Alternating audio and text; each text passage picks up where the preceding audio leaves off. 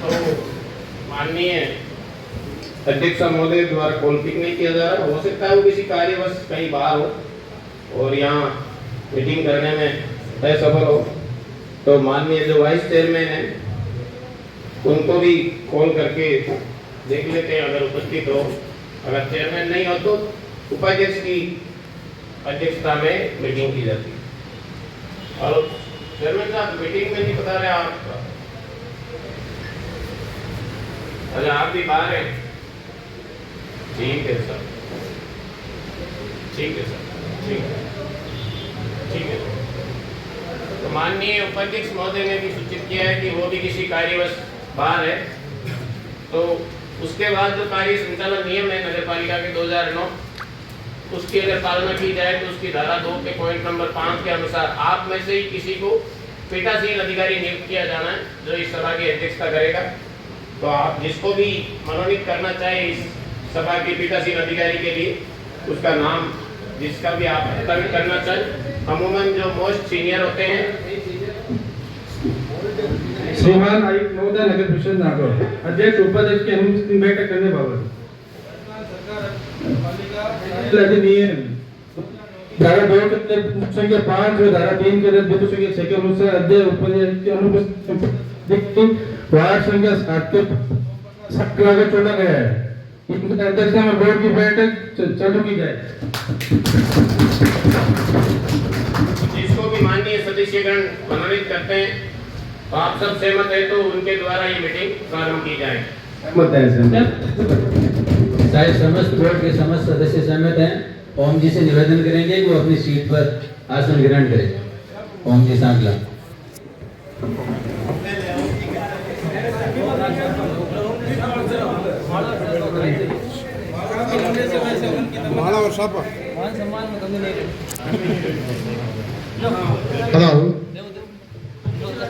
आप सभी ने इस मीटिंग की अध्यक्षता के लिए मुझे चुना गया, इसलिए आप सभी पार्षदों का बहुत बहुत धन्यवाद। हार्दिक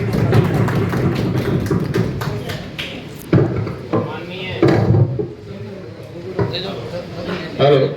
तो माननीय आज के इस सभा के पीठासीन अधिकारी और अध्यक्ष, इनकी अध्यक्षता में ये मीटिंग की जानी है। तो आपके आदेश से चाहेंगे कि ये मीटिंग प्रारंभ की जाए। बिल्कुल ये साहब, ये मीटिंग प्रारंभ की जाए, मीटिंग को प्रारंभ की जाए जनहित के लिए। सबसे पहले मैं सभी सदस्य गणों से चाहूँगा कि जो अभी कुछ दिनों पहले भारत पाकिस्तान के बीच जो युद्ध की परिस्थितियाँ बनी थी, उसके अंदर बहुत सारे भारतीय वीर योद्धा जो शहीद हुए, तो सभी खड़े होकर उनकी नमन करें। 2 मिनट के लिए सब मौन रखें, तो ये उनको सच्ची श्रद्धांजलि होगी।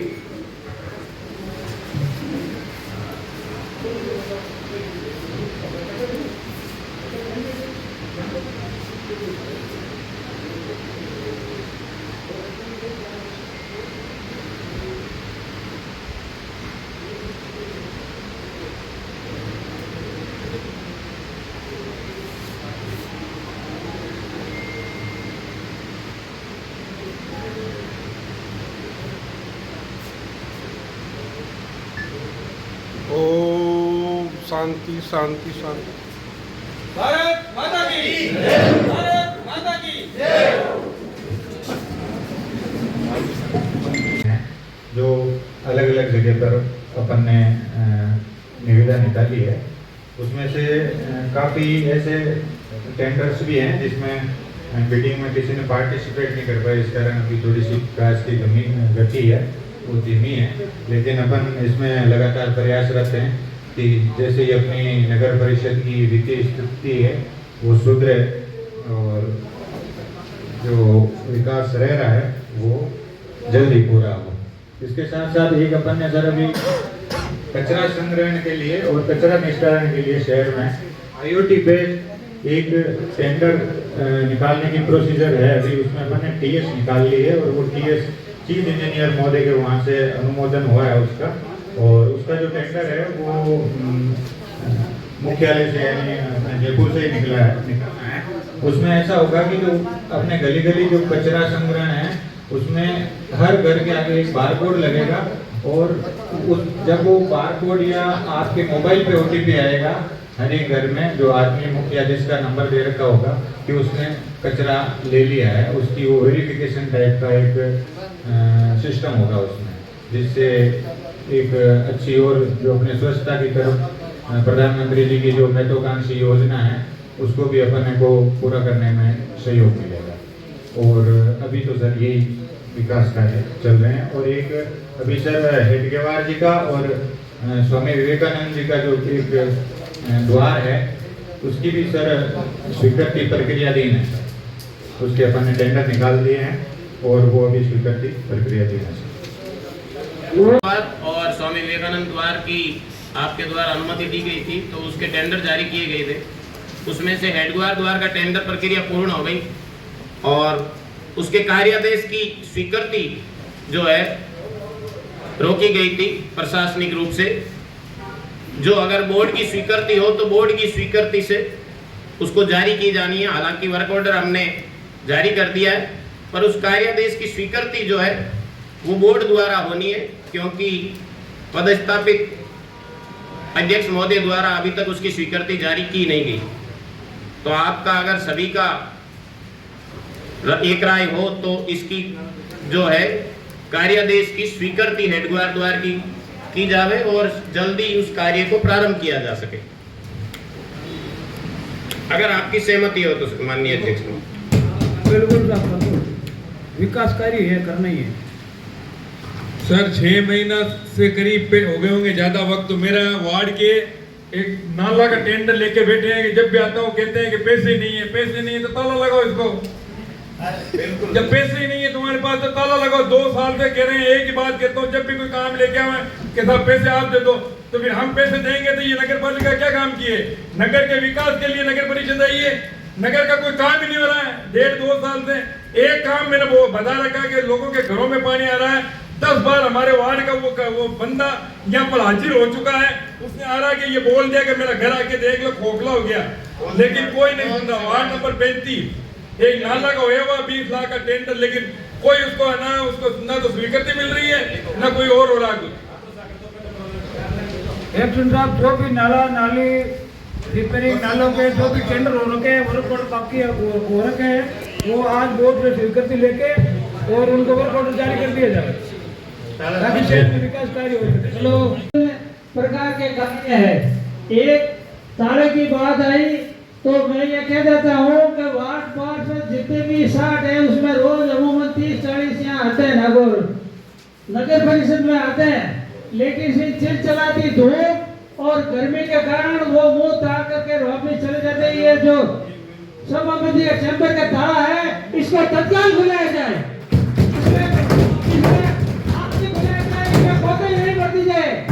हम यहाँ दुख पाने के लिए पैदा हुएंगे। 5 साल हम गर्मी में यहाँ तड़पते रहे और ताले के साथ कहीं और रहो, उसका ताला खुलाया जाए आज का। ये लोगों की गलत मानसिकता उन्होंने कहा नहीं, सब दुख पाते हैं, सब कभी कहना चाहिए। आप को मजबूर हूँ ये होकर ये कहना पड़ा है। धन्यवाद। बिल्कुल ये साथ ये भी ले रहे हैं। 5 लोग अभी गर्मी में आते हैं और तो सभापति का कक्ष जो बंद रहता है, अगर प्रस्ताव लेते तो तोड़ के दूसरी चाबी अपने पास में रखिए ताकि कोई भी पास बताए वो बैठ तो सके।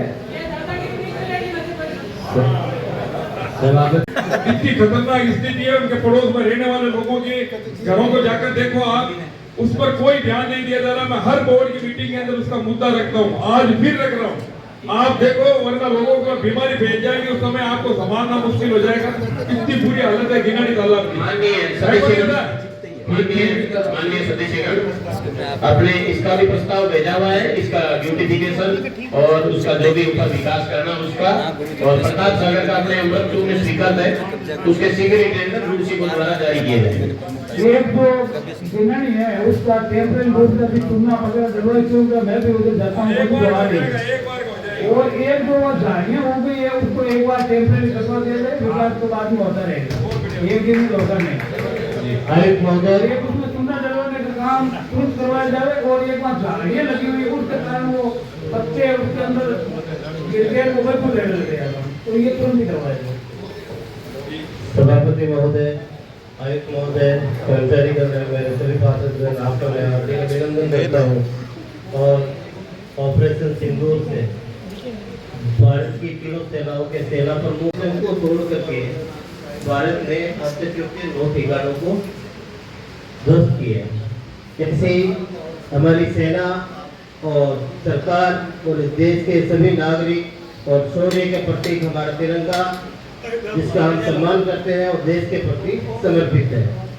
अब दूसरी बात, आज की मीटिंग को लेकर के सभापति द्वारा जिस कल अपना पत्र जारी किया गया, उन्होंने आयुक्त महोदय के पत्र को खुला चैलेंज किया कि ये जो मैं अब लेटर निकाल रही हूँ ये वैध है, जबकि इस तरीके का नियम उनके पास, उन्होंने शायद नहीं पढ़ा होगा कि अधिनियम 2009 के अंदर किसी भी सभापति के अगर वो नगर परिषद के लेटर पैड पर अगर निकालते हैं कोई भी आदेश, तो वो आयुक्त महोदय या नगर परिषद के किसी भी उच्च अधिकारी के सिग्नेचर के बिना वो वैध नहीं होता।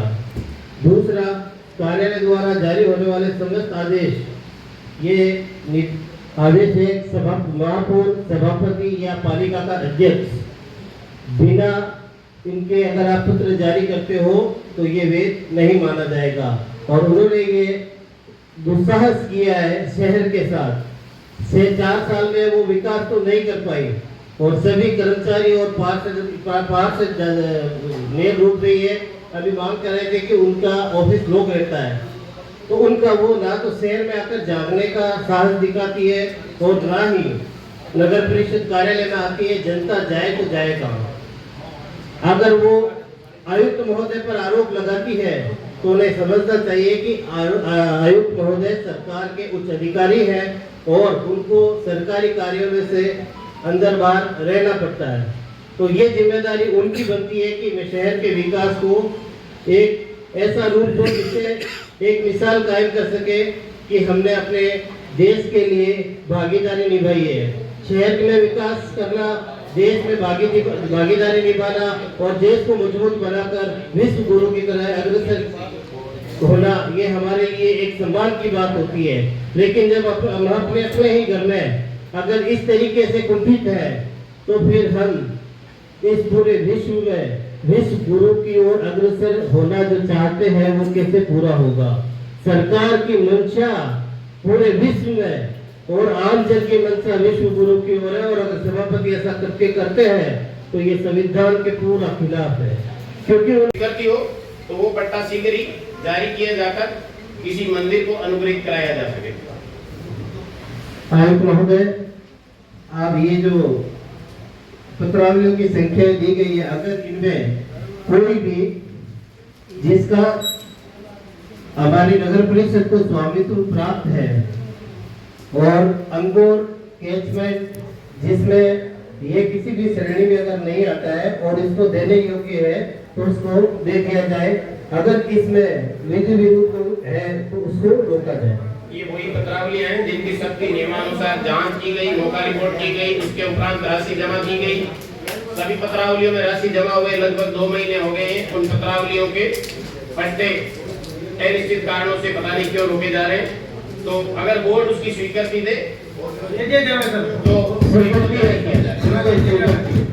ये सभी लगभग 25 पट्टे तो ये है 69 के इसके अंदर 24 नंबर पर है जो दिनेश कोटलिया पुत्र जगराम कोटलिया, ये एक नियमन का पट्टा है और एक जो मंदिर का था पहला ही, ये 2 नियमन के पट्टे हैं। इसके अलावा जो 5 पत्रावलियों के और जिसकी सूची आप तक नहीं पहुंची होगी वो अभी भी है, जिनके भी पैसे जमा हो चुके हैं लेकिन अभी जारी नहीं हुए, तो वो बोर्ड से स्वीकृति की जानी है। उसके अंदर एक जो है मुकेश शर्मा सनोप मोजीराम शर्मा और उसके साथ रघुवीर सनोप राजेश पाटिल, ये ज्वाइंट पट्टा है। एक गेवरचंद सनोप मदनलाल, ये भी 69 के का पट्टा है। सोनी वाइफ ऑफ गेवरचंद, अशोक सनोप भंवरलाल और बजरंग सनोप गंगाराम सांगला, तो ये वो पट्टे हैं जिनकी राशि जमा हो चुकी है और पट्टे जारी किए जा रहे हैं। तो इसकी स्वीकृति अगर बोर्ड से हो तो ये सभी पट्टे तो अगर आप बोर्ड के सदस्यों से निवेदन है, एक हमारी समाज का वो पत्ता लास्ट मीटिंग में ले रखा है तो वो भी नहीं हुआ, इसमें ले लो ना। अगर ऐसा भी कोई है तो उसका बच्चा भी अलग ही है ना, प्रोसीडिंग है हमारे समाज का। अगर कोई तो समाज हमारे समाज का प्रस्ताव ब्लॉक मीटिंग में लिया गया था, तो लिया, लेकिन इसके अलावा एक दूसरी सूची आप लोगों के पास है जो माननीय अध्यक्ष महोदय द्वारा ही दी गई थी, और जैन समाज के पट्टे हैं जिनको भी अभी तक माननीय अध्यक्ष महोदय द्वारा रोका हुआ है। तो ये दूसरी सूची है जिसके अंदर नूरुद्दीन अंसारी, पुत्र मसलुद्दीन अंसारी, जैन श्वेतांबर, खरगंज, श्री संघ।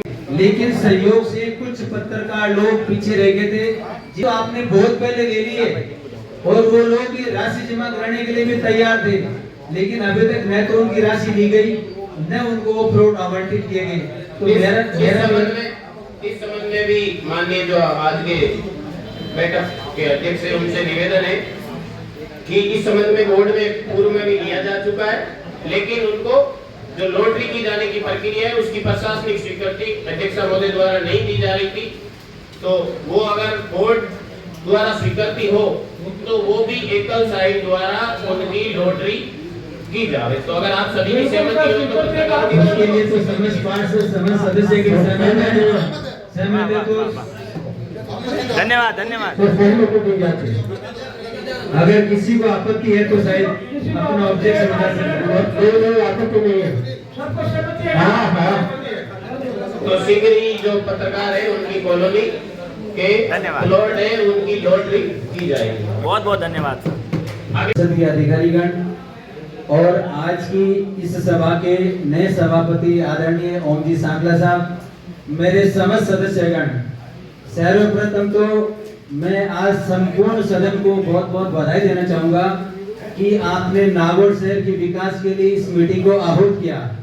दुर्भाग्य है इस नगर परिषद नागौर का कि जब पिछले 3-4 दिनों के अंदर नागौर शहर के लिए विकास की मीटिंग को बुलाने के लिए जो एजेंडा जारी किया गया और एक लेटर गया, उस लेटर के आधार पर माननीय सभापति महोदय द्वारा इस तरह का एक बैग एलिगेशन लगाते हुए इस मीटिंग को कैंसिल करने का प्रयास किया गया, जो इस बात को संकेत करता है कि सभापति महोदय के अंदर कितनी बड़ी भ्रष्टाचार की बू आ रही है, और उनके जो भ्रष्टाचार करने के लंबे चौड़े कारनामे हैं वो मैं संपूर्ण सदन के सामने आज प्रकट करूंगा।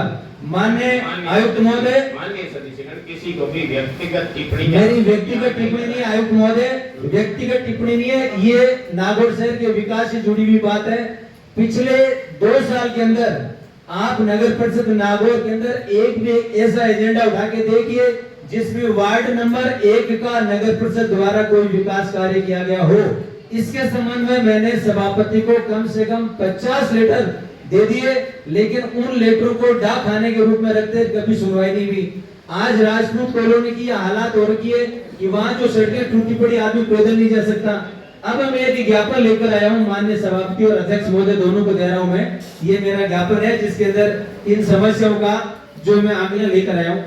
नागौर शहर का खसरा नंबर 53, आप सुनिए, मैं लंबी चौड़ी बात कह रहा हूँ। नागौर क्षेत्र का खसरा नंबर 38, अभी लेटेस्ट सभापति महोदय द्वारा खसरा नंबर 53 के अंदर करीब 3 ऐसे पट्टे 300 वर्ग गज के जारी किए गए जो करोड़ों रुपए की जमीन है, और वो फर्जी पट्टे जारी किए गए। एक बात। दूसरी बात, मैंने एक आवेदन के अंदर मेरा मुतालिक है कि वार्ड नंबर 1 के अंदर कृषि मंडी के पीछे गुरु जम्बेश्वर कॉलोनी जिसका खसरा नंबर 38 है, उस खसरे के अंदर 3.5 बीघा 4 बीघा जमीन नगर परिषद की है, और उसपे कुछ भूमाफियों अतिक्रमियों द्वारा अतिक्रमण करने का प्रयास किया गया, जिस पर मैंने पूर्व आयुक्त महोदय के दौरान एक आवेदन दिया था जिसमें नगर परिषद का बोर्ड लगाया गया, और वो बोर्ड किसी की सही के आधार पर वर्तमान जगह से हटाकर 3.5 बीघा जमीन का फिर किसी रूप से अतिक्रमण करने का प्रयास किया जा रहा है। मैंने वह मांग की थी